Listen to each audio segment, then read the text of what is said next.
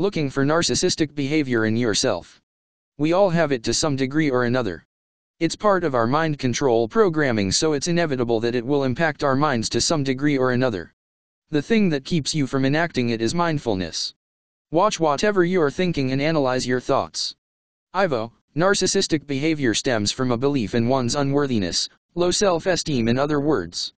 This, in effect, creates a type of polarity reversal within the person. Instead of the person releasing loving energies into the world as is normal for someone on the soul matrix, the person takes loving energies into itself in order to regulate its life force. This person is an energy vampire. This, by the way, is where your culture of survival comes from.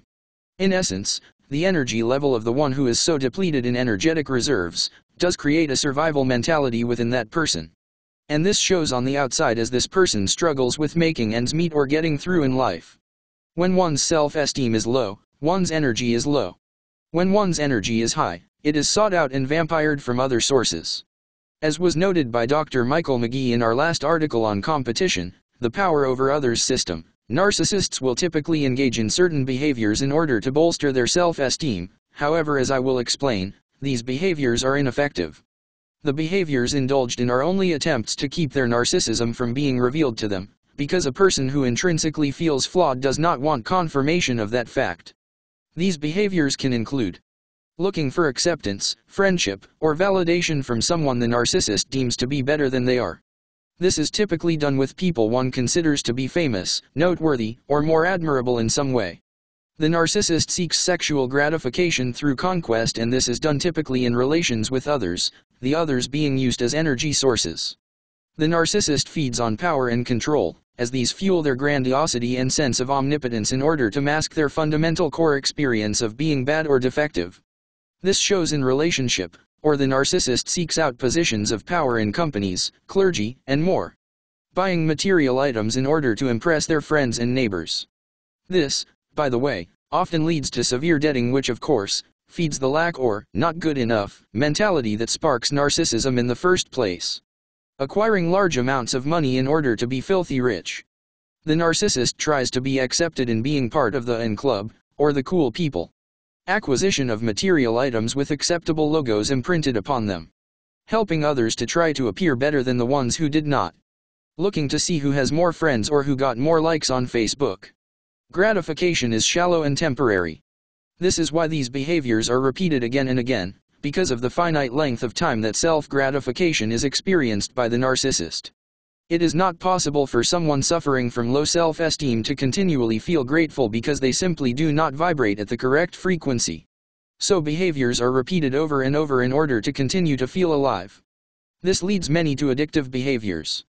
Gratification is also temporary because of the acquisition process. Acquiring a new car does not increase your low energy level at all. A car is an object, and its energy level will always be lower than that of a human. It is only possible for a human to raise its energy level by undergoing a process of soul connection, not material acquisition. And you will note that those who have undergone this process have fewer attachments and possessions. They tend to look at objects as serving a purpose and supporting them in life, but not to bolster their ego. With Sharon, when she was in her 20s, she worked as an admin assistant. Despite the fact that others in her department wore jeans to work, Sharon did not. She liked to shop at that time, and had a lovely wardrobe and high heels to go to work with. She did it to look good.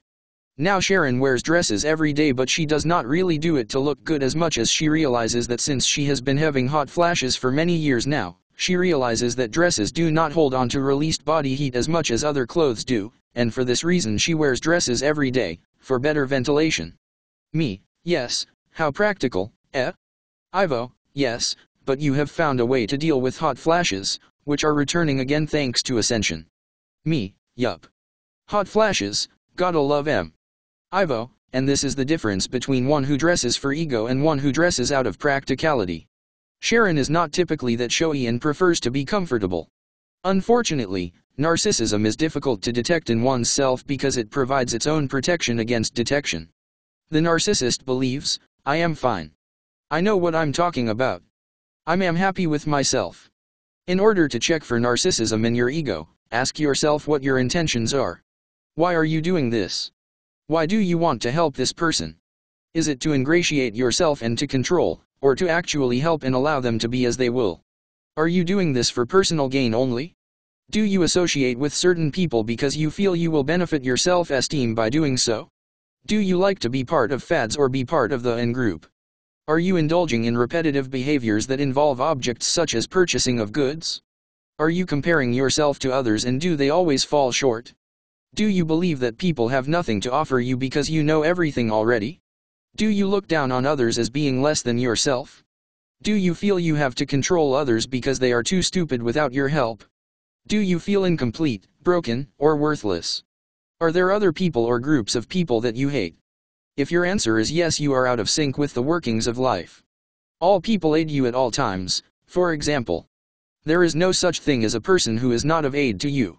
You also cannot gain self-esteem by associating with another person. That is why it is called self-esteem.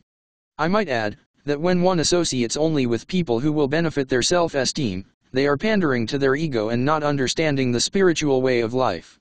If extraterrestrials were egotists, we would not associate with earthlings because we would find you less desirable to associate with. However, we are here and trying to help you, trying to open your eyes. If you were to do this with all people on earth, not just to associate with the people you feel are worthy of yourselves, then you would be doing the world a good favor. It is not to benefit you only that you interact with other people, it is for their sake as well. That is the mutuality of cooperation. There is much to learn about egotism, whether it be dominating or submissive ego, or a combination of both that one is enacting. To break down the ego again is the way to access one's spiritual nature. There is no other way. Thanks, Ivo. Ivo, my love, our time together is forthcoming. I beseech you to be patient. The time is near, it grows closer every day. Do not be so sad. Yes, folks, the downside of knowing your twin flame. Eventually you'll want to be with him or her, and being apart like this doesn't cut it anymore. I'm not the only light worker I know who's grieving for their twin.